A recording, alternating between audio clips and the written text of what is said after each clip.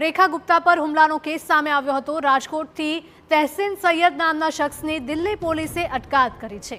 હુમલાખોરને આર્થિક મદદ કરવાના આરોપસર કરી છે અટકાયત। તહેસીન સૈયદે રાજેશ સાકરિયાને 2000 રૂપિયાની આર્થિક મદદ કરી હતી। દિલ્હી જઈને તહેસીન સૈયદનું વિશેષ નિવેદન લેવામાં આવશે। ત્યારે દિલ્હી પોલીસ દ્વારા 5 લોકોને એસઓજી ખાતે પૂછપરછ કરાઈ। आरोपी राजेश साकरियाए जे लोकोने दिल्लीना फोटो वीडियो मोकलाव्या हता तेमनी पण पूछपरछ करवामां आवशे।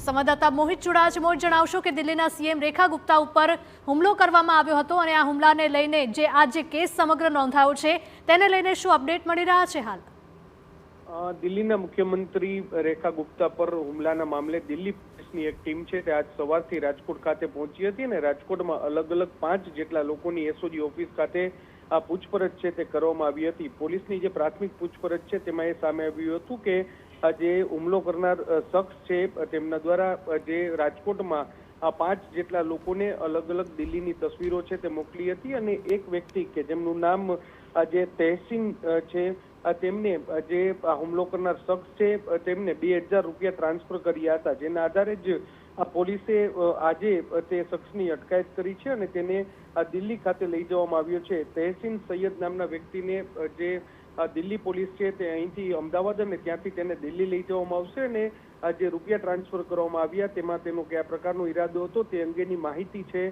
તે લેવામાં આવશે। પ્રાથમિક દ્રષ્ટિએ જે શ્વાન પરની જે મેટર દિલ્હીમાં ચાલી રહી છે તેને લઈને જ આ હુમલો કર્યોનું વાત છે તે સામે આવી છે। જો કે આ સમગ્ર મામલે કોઈ ષડયંત્ર નથી ને તે દિશામાં અત્યારે દિલ્હી પોલીસ તપાસ કરી રહી છે ને તેના જ ભાગરૂપે તહેસીન સૈયદ નામના જે શખ્સ છે તેની રાજકોટથી અટકાયત કરવામાં આવી છે। જી મોહિત, માહિતી બદલ આપનો આભાર।